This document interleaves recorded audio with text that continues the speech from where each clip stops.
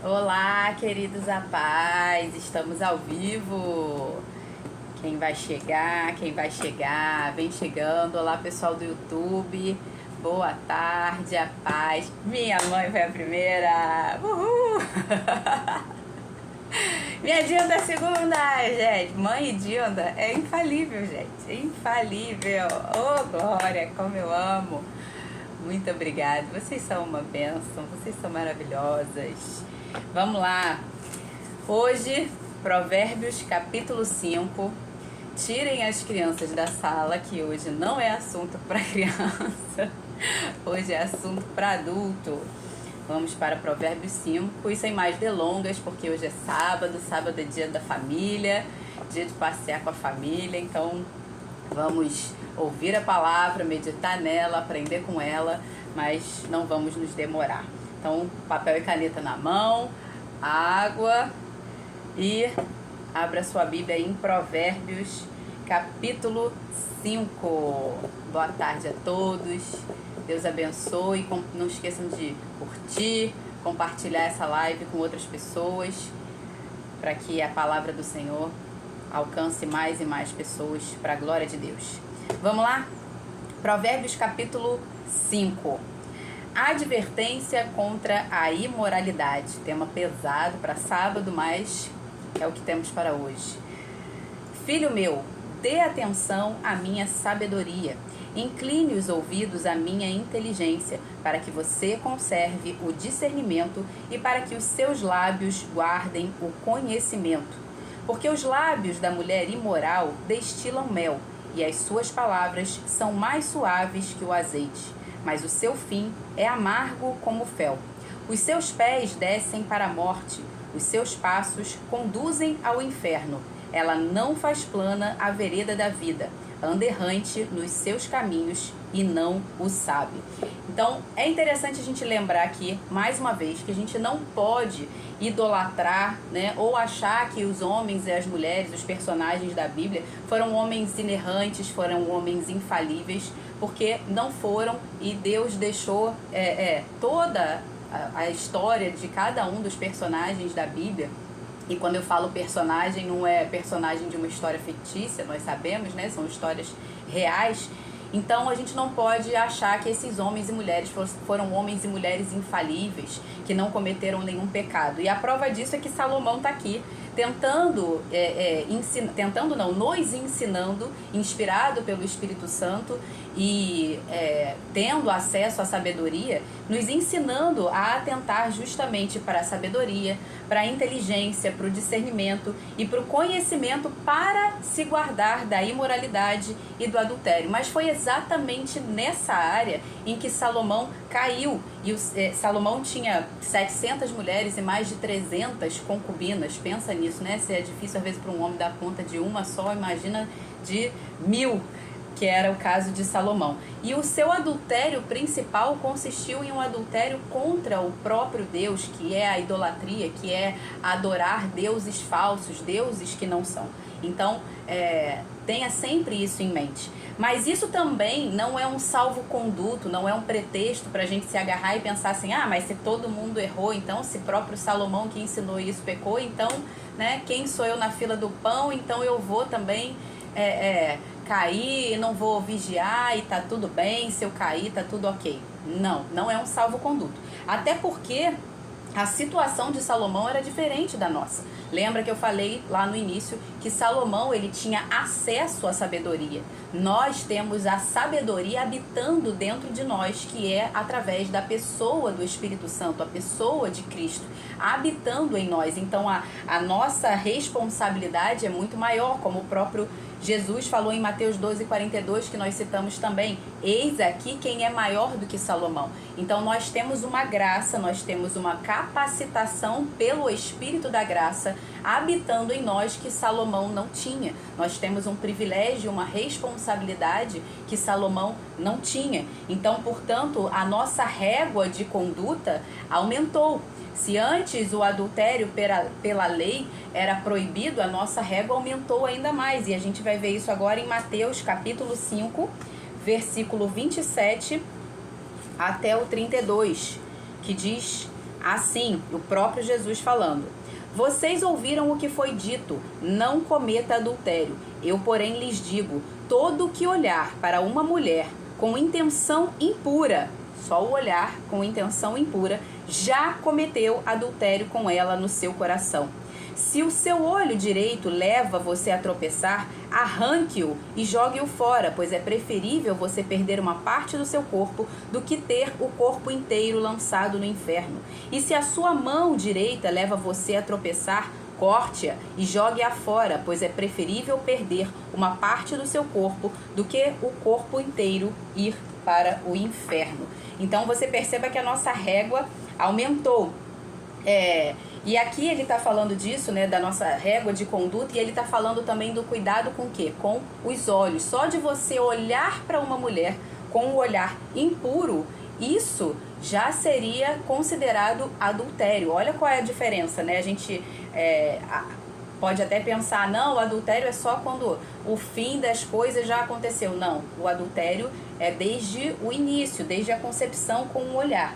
Então tudo, e aí a gente precisa frisar também o que a Bíblia já nos ensina há milênios, quando fala da concupiscência da carne, da concupiscência dos olhos e da soberba da vida. Mas a gente hoje tem, por exemplo, a neurociência explicando isso, né, de como que é gerado o nosso comportamento. E aqui a gente precisa entender que tudo começa com as janelas da alma. O que são as janelas da alma? São os nossos sentidos, nossos olhos, audição, nosso olfato, nosso paladar ou as nossas palavras, a nossa língua, como o Tiago fala, e o nosso tato, né? Você viu lá Jesus falando, é melhor você, se o teu olho te faz pecar, arranca, se a tua mão te faz pecar, arranca, que é melhor você ir sem uma parte do seu corpo do que você totalmente ser lançado no inferno. Isso por quê? Porque aquilo que você dedica a sua atenção, ou seja, aquilo que você coloca as suas janelas da sua alma operando, aquilo ali vai ser o que vai gerar os seus comportamentos. Por quê?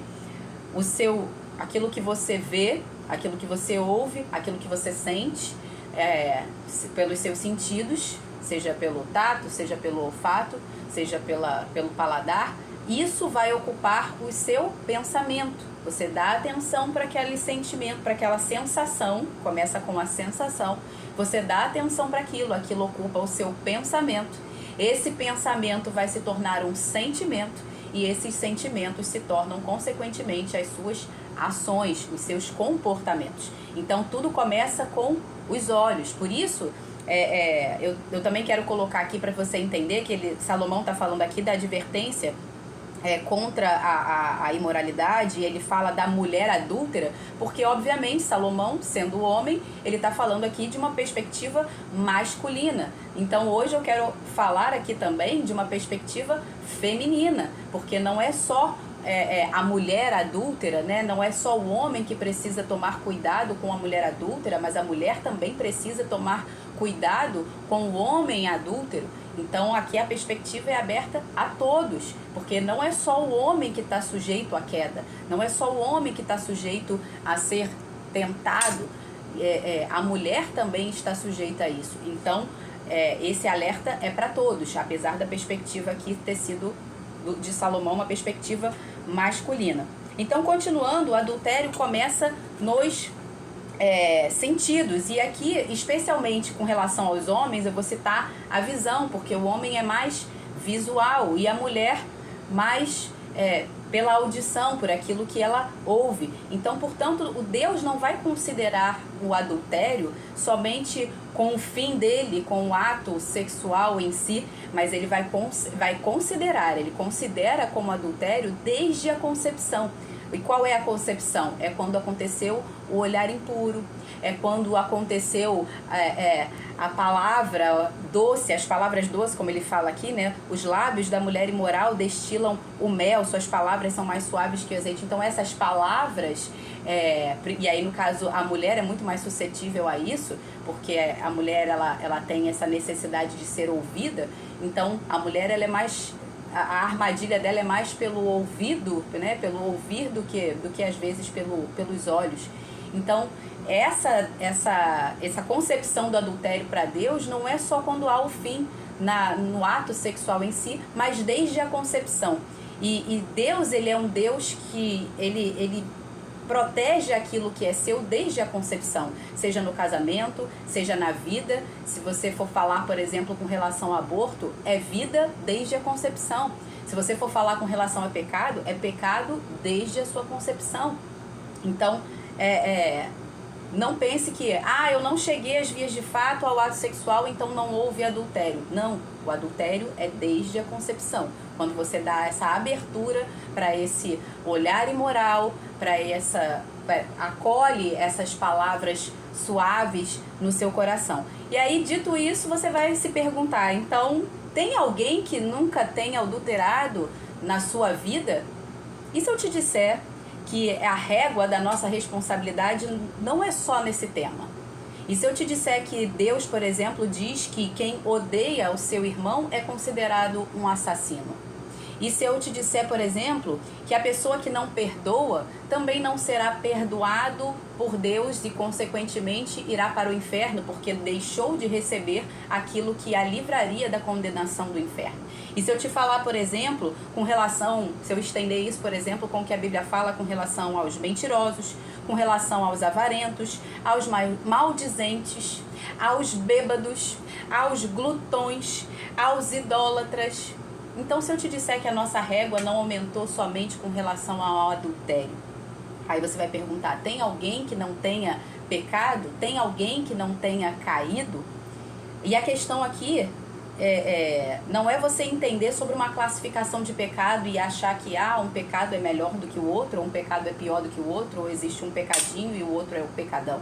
A questão aqui é você entender que todos pecaram indistintamente. Todos aqui estão na classe. Deus está mostrando para nós que todos indistintamente, ou seja, sem distinção, carecem da glória de Deus, carecem do perdão e da salvação que há em Cristo Jesus. Por isso, lá em Romanos, capítulo 3, de 21 a 24, está escrito: mas agora, sem lei, se manifestou a justiça de Deus, testemunhada pela lei e pelos profetas, justiça de Deus mediante a fé em Jesus Cristo para todos e sobre todos os que creem.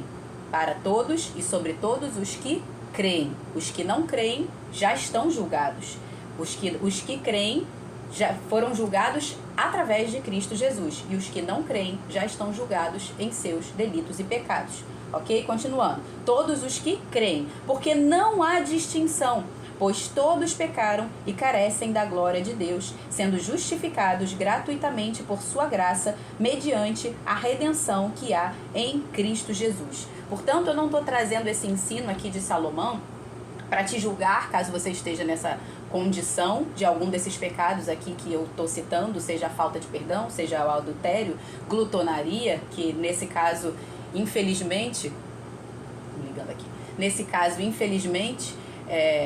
em que pese a fama dos evangélicos, por exemplo, e aqui eu não vou abranger para todos os cristãos, mas para os evangélicos especificamente, essa fama não é nada boa, e inclusive a palavra trata a glutonaria também como uma imoralidade, só para você ter uma noção. É imoralidade, assim como a bebedeira também é tratada como imoralidade. Então não existe só a imoralidade sexual, a imoralidade é tudo aquilo que vai contra o seu próprio corpo, são pecados contra o seu próprio corpo. Então nesse caso a glutonaria também é.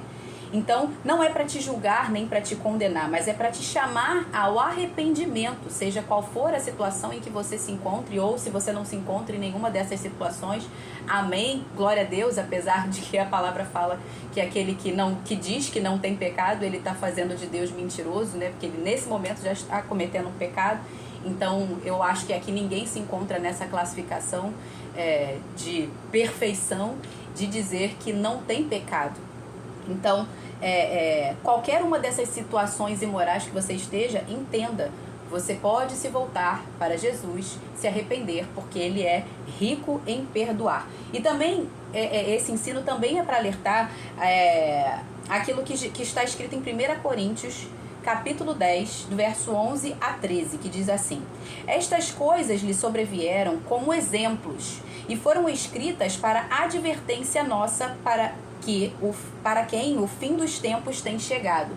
Para nós tem chegado o fim dos tempos. Nós estamos às portas aí dos fins dos tempos, e tudo isso que foi escrito, ou seja, todos esses pecados desses homens e mulheres, Deus deixou isso descrito na Bíblia para a nossa advertência, para o nosso ensino. E ele continua: Por isso, aquele que pensa estar de pé, cuide para que não caia. Não sobreveio a vocês tentação que não fosse humana. Até o Senhor Jesus foi tentado. Entenda isso. Então, a questão não é se você vai ser tentado ou não, porque você vai, ok? Não vos sobreveio tentação que não fosse humana, mas Deus é fiel e não permitirá que sejais tentados além das vossas forças. Pelo contrário, juntamente com a tentação, vos proverá livramento, de sorte que possais suportar. E aqui eu quero entrar na questão da diferença entre tentação e pecado. A tentação, todos nós vamos passar por ela. Já o próprio Senhor Jesus foi tentado diversas vezes durante o seu ministério, no deserto. Ele foi tentado em todas as vezes. A diferença é, ser tentado não é pecado. Agora, o pecado é quando você dá uma atenção indevida, demasiada, e acolhe aquela tentação no seu coração. Como eu falei, a tentação vai vir através, quando a palavra fala, a concupiscência da carne, a concupiscência dos olhos e a soberba da vida. Então, quando você dá uma atenção demasiada, indevida àquela tentação, ou seja, um olhar que você deu e aquilo ali foi dado uma atenção indevida e se tornou um olhar impuro, ou algo que você recebeu nos seus ouvidos, uma palavra que você achou ali num momento seu de carência e de fraqueza, e você acolheu aquela palavra ali. Então, quando você acolhe isso, e aí sim, isso se torna pecado. Então, o pecado não é você ser tentado. O pecado é você acolher, dar uma atenção indevida e demasiada àquela tentação e acolher aquilo se transformar no seu pensamento, no seu sentimento, até que se transforme em uma ação. Então, o que Jesus fazia imediatamente? Foi tentado, ele combatia imediatamente com a palavra e seguia adiante e não pensava mais naquilo. Está escrito, ele combatia o diabo imediatamente. Se és filho de Deus, transforma essas pedras em pães. O diabo tentou a Jesus. Jesus respondeu imediatamente: nem só de pão viverá o homem. Significa, pega a palavra que combate aquilo e segue adiante sem dar atenção. Entende? Então, esse é o nosso papel. Isso é que a gente precisa hoje extrair aqui desse texto como ensinamento mais valioso. Então, vamos continuar. Versículo 7. E agora, meu filho, escute o que eu digo e não se desvie das palavras da minha boca. Afaste o seu caminho dessa mulher. Não se aproxime da casa dela. Olha aí, não se aproxime da casa dela. Versículo 8. O que é isso aí? Foge da aparência do mal. Não se aproxime da casa dela, da porta da casa dela, não é nem dela, né? Não se aproxime da porta da casa dela, para que você não dê a outros a sua honra, nem a sua vida a homens cruéis, para que os estranhos não se fartem dos seus bens e o fruto do seu trabalho não acabe em casa alheia. No fim de sua vida, você ficará gemendo quando a sua carne e o seu corpo se consumirem. Então aqui, nessa parte, ele está dizendo, foge da aparência do mal. É isso que a palavra nos alerta. A gente inclusive citou no último vídeo a versão da Almeida Revista e Corrigida, que fala assim. Então, um alerta, foge da aparência do mal. Se você é casado, um alerta muito importante. Você, homem, não tem amiga mulher. Se você é um homem casado, você não pode ter uma amiga mulher. Existem os amigos do casal. Ah, mas essa aqui, ela era minha melhor amiga desde que eu era solteira. Tchau e bênção, não é mais a sua melhor amiga. Ah, mas esse era o meu melhor amigo quando eu ainda era solteira. Querida, tchau e bênção, esse não é mais o seu melhor amigo. Existem os amigos do casal. Mulher não pode ter melhor amigo homem, ou nem melhor ou nem amigo, e homem não pode ter melhor amiga ou amiga mulher. Por quê? Porque no momento de fraqueza, você tem aquela pessoa ali que é o seu confidente, e no momento de fraqueza, já era. Já era. Crise no casamento, ninguém tá livre. Qualquer um não pode, num momento, passar por um momento de fraqueza, de carência dentro do casamento. E aí, se você vai lá se aconselhar, se você, mulher, vai lá e se aconselha, e começa alguém, outro homem, te dar atenção que às vezes o seu marido não tá te dando, ou você, homem, vai lá e começa a ver uma outra mulher mais interessante, talvez até porque você não esteja investindo na sua mulher como deveria, né? E aqui vai um outro alerta aí. Às vezes você tá vendo uma mulher muito bonita na rua e está sendo tentado por isso, mas pela sua própria falta de investimento na sua mulher. Às vezes aquela mulher está com cabelo lindo, maravilhoso, unha feita, silicone, botox, toda maravilhosa. E você, se fizer isso com a sua mulher, ela vai ficar tão maravilhosa quanto, ou muito mais até, porque ela tem outros atributos que a sua mulher talvez não tenha. Então, invista na sua mulher. E assim, da mesma forma também, com relação àquilo que ela ouve. Então, dê atenção à sua mulher. Ouça ela, porque a mulher, ela tem a necessidade de ser ouvida, tanto quanto o homem tem necessidade de ser honrado e de ser respeitado. Então, esse é um alerta para que você tenha cuidado para fugir da aparência do mal. Você começa fugindo da aparência do mal, dando atenção àquilo que é devido, dando manutenção àquilo que é devido. Tá? Então, fortaleça o seu casamento. A outra coisa, um outro exemplo, né? Mulher que tem um personal homem, mulher que malha e tem um personal trainer que é homem e é casada. Isso vai dar certo, gente? Não vai. Não vai. Foge da aparência do mal. Homem com uma personal mulher. Não vai.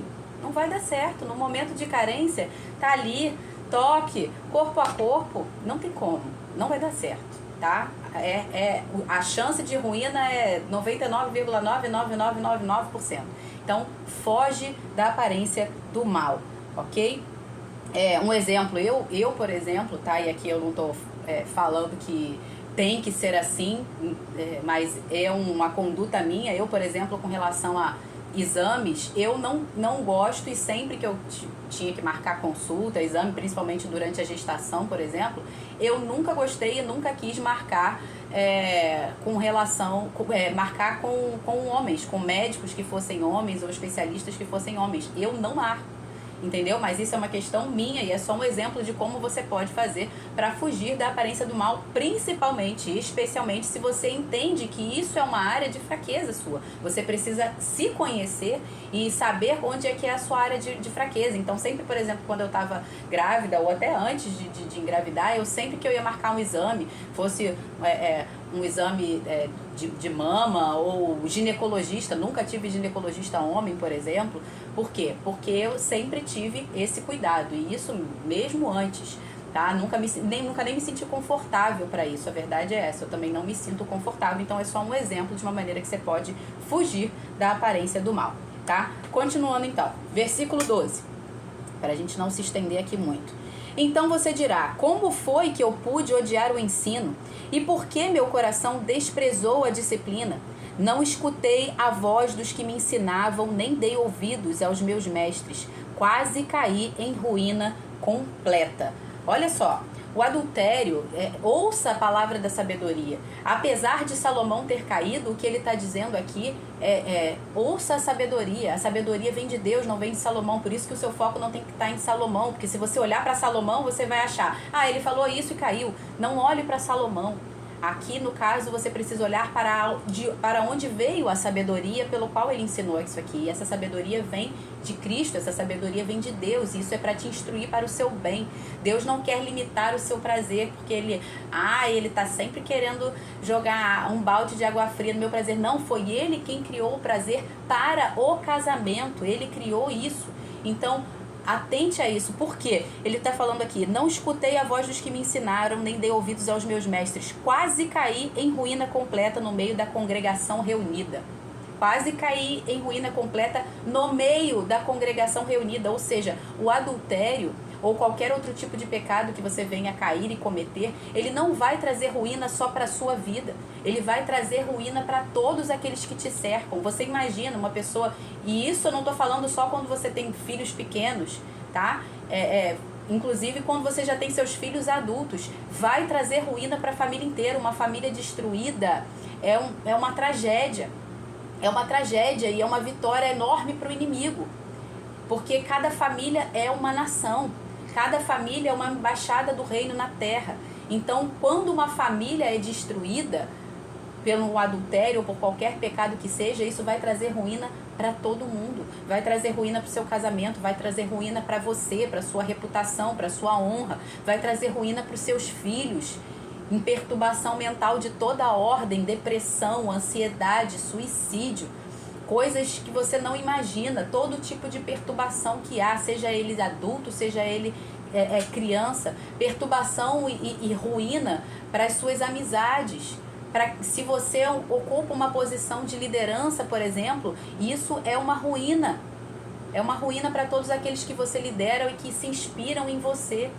Principalmente se você diz que é um cristão, principalmente se você diz que crê em Cristo Jesus. Isso vai trazer ruína completa. Então, não brinque com isso. Tema ao Senhor. Tema ao Senhor, foge da aparência do mal, seja qual pecado for. Tema ao Senhor para que a ruína completa não aconteça. Foge da aparência do mal. Então, entenda que esse ensino aqui de provérbio, como eu falei, não é só uma advertência contra a imoralidade, mas é também um convite e uma exortação para que você possa fortalecer o seu casamento. E agora a gente vai ver isso aqui a partir do versículo 15, mas antes eu quero ler Hebreus capítulo 13, versículo 4, que diz assim: digno de honra entre todos seja o matrimônio, bem como o leito conjugal sem mácula, porque Deus julgará os impuros e adúlteros.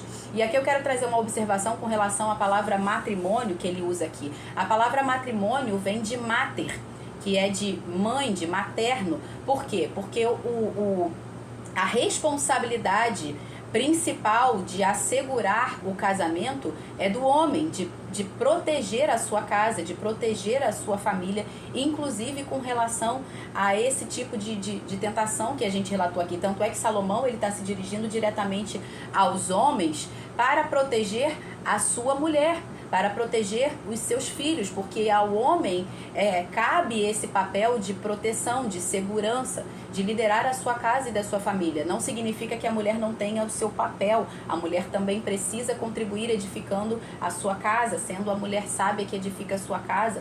Então, mas vamos botar assim, o ônus, a responsabilidade do casamento recai sobre o homem.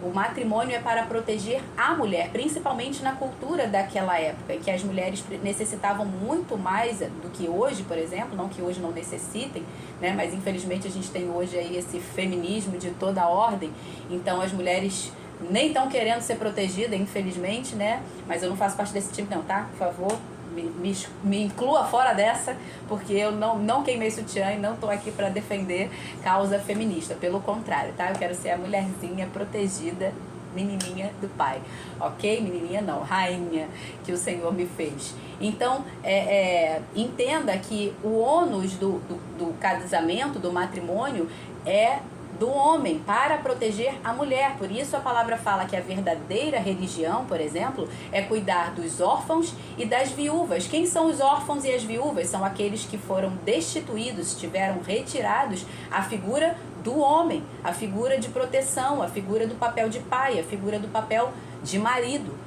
Então a verdadeira religião é essa, porque Deus vem em primeiro lugar protegendo a mulher e as crianças, porque cabe ao homem esse papel. Então quando essa mulher não tem mais esse homem, esses filhos, não tem mais esse pai para protegê-los, é quando Deus vem e fala, proteja eles. Porque o casamento é para isso, para guardar a mulher. Por isso, o ideal é que a mulher esteja em casa, guardada, protegida, e o homem vá para fora para combater, vá para fora para guerrear, para prover, para sustentar e para garantir a segurança da sua casa e da sua família, ok? Então, digno de honra entre todos seja o matrimônio, bem como o leito conjugal sem mácula, porque Deus julgará os impuros e os adúlteros. Então, esse é um alerta para que você possa fortalecer o seu casamento e proteger a sua casa. Vamos continuar. Versículo 15. Beba a água da sua própria cisterna e das correntes do seu poço. Por que você derramaria as suas fontes lá fora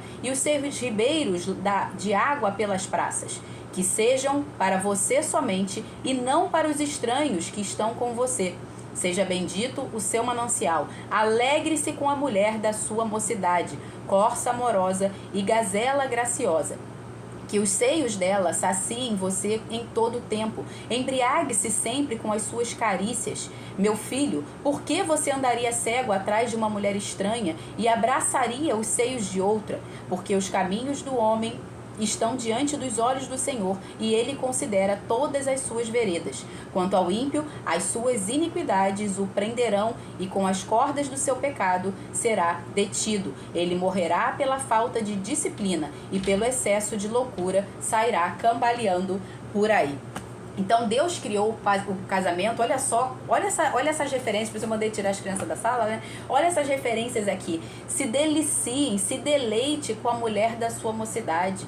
E ele está falando aqui de alegria, de novidade de vida, de prazer, de deleite, de delícias, de saciedade com a relação sexual dentro do casamento. Deus criou o casamento e Deus criou o sexo para isso, para deleite, para nossa saciedade. E aí ele fala, né, com relação a isso aqui, para que você possa se alegrar com a mulher da sua mocidade, aquela que está com você desde o princípio. Se alegre, se delicie, se deleite nela, com ela. Então, hoje, infelizmente, né, você vê muitos casais que não veem esse deleite, não vivem esse deleite dentro do casamento, e até relativizam isso, né, falando, por exemplo, da relação sexual como se fosse uma obrigação, ou como se fosse até um peso, né? Tem até aquelas piadinhas, se você é cristão, você provavelmente já deve ter... Peraí que estão ligando aqui. Você provavelmente já deve ter ouvido esse tipo de piadinha, né? Que fala com jovens, quando os jovens falam assim: ah, eu quero casar para poder ter sexo todo dia. E aí você vai ouvir normalmente os pastores, né? Não tô falando de todos, mas você vai ver isso inclusive na internet, falando assim: vai, casa para você ver se você vai ter sexo todo dia. Então isso é o que? É relativizar ou tornar como algo sem importância, sem valor, aquilo que Deus criou para dentro do casamento como necessário. Não é só algo que, se der vontade, vamos fazer. Não, é algo como necessário. É por isso, e o fato de ser uma necessidade, você vai ver, por exemplo, quando isso é negligenciado, você vai ver o resultado disso lá em Provérbios 27:7, que a gente vai ver lá no dia 27, né? Mas vamos ler hoje ele aqui. O resultado lá em Provérbios 27:7 é o quê? A alma farta pisa o favo de mel. Vamos ver lá, versículo que é, por exemplo, o que ele deu aqui no versículo 3. Porque os lábios da mulher imoral destilam o mel, as suas palavras são suaves como o azeite, né? Então a alma farta, ou seja, aquele que está dentro do casamento e que tem fartura, ou seja, ambos se respeitam e entendem o sexo não só como uma saciedade de um prazer carnal, mas como algo necessário para a intimidade, para o relacionamento, para dentro do casamento. Então, quando ambos entendem isso, vai haver o quê? Fartura. Então, quando vier uma oferta vinda de fora, do Satanás, enviada com papinho, ou uma mulher bonitona, ou um homem com papinho de conversa fiada no ouvido da mulher, essa mulher e esse homem vão rejeitar, eles vão pisar, pode ser o favo de mel, eles vão pisar e vão rejeitar. Por quê? Porque eles já estão saciados dentro do seu próprio casamento, já estão saciados com a sua própria água da sua cisterna, como diz a palavra aqui, com o próprio mel, a doçura de dentro, o deleite de dentro do seu casamento. Então elas vão pisar isso, como diz no restante. E aí depois ele continua lá ainda em Provérbios 27:7. Mas a alma faminta, a alma carente, todo amargo é doce. Olha só que desgraça. A alma farta pisa o favo de mel. Tá farta, pode vir qualquer oferta do lado de fora que ele vai rejeitar. Mas a alma carente, a alma faminta, todo amargo é doce. Ou seja, pode ser o pior do pior, pior até do que o seu marido, pior até do que a sua esposa do lado de fora. Mas se você tá carente pela, vamos botar, pela incontinência do seu cônjuge, ou seja qual for o motivo, você vai achar qualquer coisa do lado de fora maravilhoso. Qualquer amargo vai ser para você como um favo de mel. Entende? Aí você vai cair justamente nessa lábia aqui do homem ou da mulher imoral que destila o quê? Mel. Então, entenda, precisa haver a manutenção no casamento. O sexo não é simplesmente, quando eu tenho vontade, quando eu tenho prazer. Não, faz sem vontade mesmo, manutenção, necessidade, por quê? Para que haja fartura. E é por isso que aos casados, Paulo alerta lá em 1 Coríntios 7, de 3 a 5, eu vou ler aqui na Bíblia, que eu não transcrevi porque era mais longo, e a gente encerra por aqui. 1 Coríntios 7, de 3 a 5, que diz assim: que o marido conceda à esposa o que lhe é devido, e também, de igual modo, a esposa ao seu marido. A esposa não tem poder sobre o seu próprio corpo, e sim o marido. E também, de igual modo, para ninguém achar que é machismo, o marido não tem poder sobre o seu próprio corpo, e sim a esposa. Não se privem um ao outro, a não ser, talvez, por mútuo consentimento, ou seja, os dois concordando, por algum tempo, ou seja, não é por muito tempo, para se dedicarem à oração. Ou seja, só pode se privar um ao outro com relação ao sexo se for por pouco tempo, com mútuo consentimento e para a oração. Depois, retornem à vida conjugal. Por quê e para quê? Para que Satanás não tente vocês por não terem domínio próprio. Em outra versão, que eu gosto mais, que na Almeida Revista Atualizada, diz assim: para que Satanás não vos tente por causa da incontinência. Ok? Incontinência é o quê? Você já tá tão carente que você já não consegue mais conter os seus impulsos. Aqui não consegue se dominar, ou seja, um tá impedindo o outro de se chegar. Um não tá privando o outro daquilo que é seu por direito, né? Ou é a mulher que vai lá com aquela desculpinha de tô com dor de cabeça. Nesse caso eu vou dar uma dica para os homens: já chega antes e pergunta, antes de perguntar, né? Antes de procurar pro sexo, já pergunta: você tá com dor de cabeça hoje, amor? Ela fala assim: não, por que? Então e os homens, infelizmente, hoje, gente, você não vai ver isso só com mulheres, não. Antes as mulheres levavam essa fama, né, de que negligenciavam o sexo do homem. Mas hoje, cada vez mais, você vai ver mulheres reclamando disso, porque os homens também não estão chegando junto.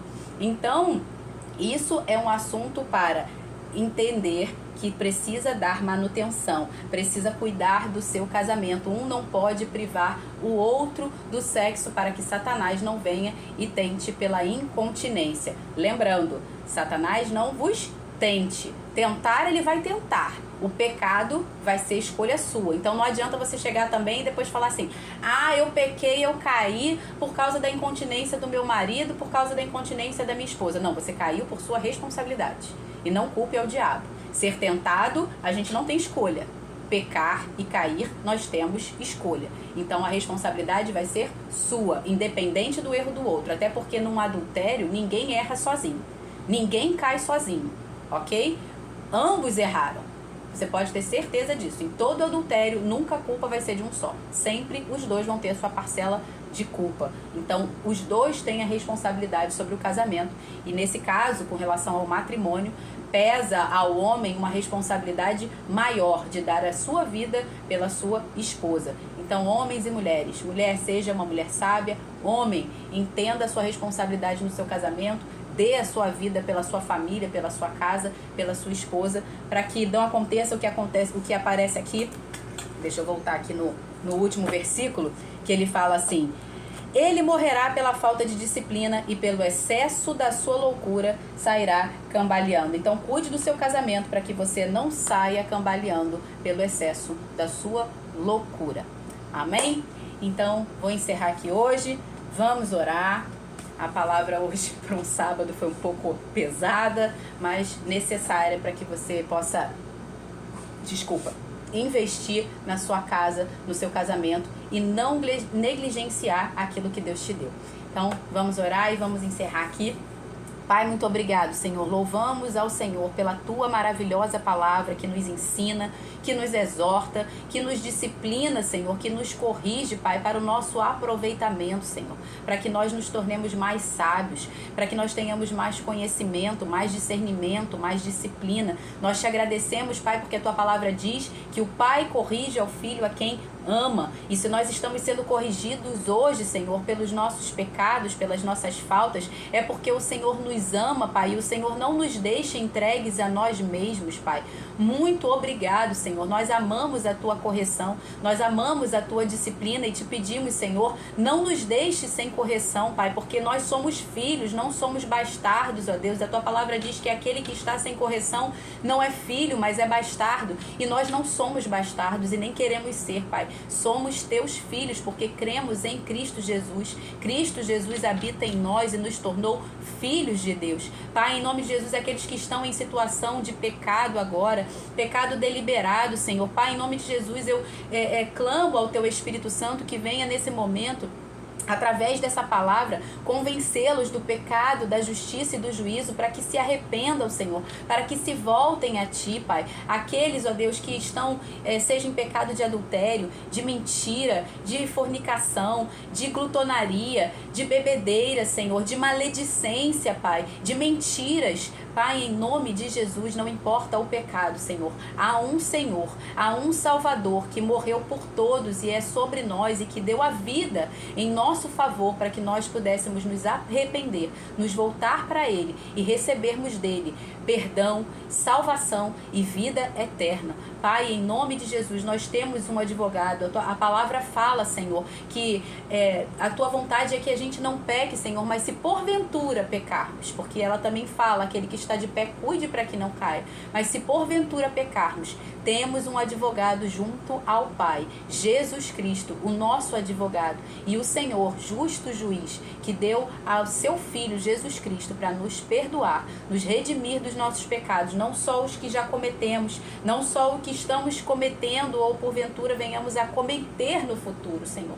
O Senhor já nos perdoou por todos eles, Senhor, desde que nos voltemos ao Senhor em perfeito, em verdadeiro arrependimento e busquemos ao Senhor de todo o nosso coração. Busquemos a Tua sabedoria e busquemos em primeiro lugar o Teu reino e a Tua justiça. Que o casamento de cada um aqui seja fortalecido, que aqueles que estão, Senhor, com o casamento destruído, Senhor, que haja restauração, que haja reconciliação, que haja perdão, Senhor, que haja principalmente, Pai, autorresponsabilidade, Senhor, que não haja, Senhor, casamentos destruídos aqui por falta de responsabilidade, que cada um possa assumir a responsabilidade pelo seu papel, ao homem, Senhor, a responsabilidade maior do casamento, de dar a sua vida, de amar a sua esposa, de se entregar por ela, de prover a sua casa, de trazer segurança, de trazer governo, de trazer direção. E a mulher, Senhor, aquela que vai ser auxiliadora, que vai conciliar, que vai ensinar e vai guiar a toda a verdade, como o papel do próprio Espírito Santo, a mulher sábia que vai edificar a sua casa. Mas não há como uma mulher sábia edificar a sua casa se o homem, Senhor, não estiver, que é o cabeça, não estiver fundamentado sobre a rocha. Não há casa que possa ser edificada sobre a areia, Senhor. Por isso, Pai, em nome de Jesus, a Tua palavra diz que Deus é o cabeça de Cristo, Cristo o cabeça do homem e o homem o cabeça da mulher. Jesus obedeceu em tudo ao seu Pai. Se o homem não estiver fundamentado em Cristo, não há como uma mulher, por mais sábia que seja, edificar a sua casa, porque ela estará sendo construída sobre a areia e não sobre a rocha. Pai, em nome de Jesus, que haja, Senhor, uma unidade perfeita nesse casamento. Que haja unidade, Senhor, que haja reconciliação, que haja restauração, para que de fato o homem busque a Deus de todo o seu coração e firme os seus alicerces na rocha, para que a mulher possa vir e edificar, Senhor, a sua casa com sabedoria. Em nome de Jesus Cristo, Senhor, eu oro, Pai, para todos os que vão assistir, todas as famílias representadas que assistirão hoje ou no porvir, Pai. Em nome de Jesus, eu oro e te agradeço, meu Deus. Amém. Amém, gente? Boa tarde, bom sábado para vocês. Deus abençoe a todos e até amanhã, capítulo 6 de Provérbios, mesmo horário, meio-dia. Espero vocês aqui. Beijo, tchau, tchau. Tchau, pessoal do YouTube.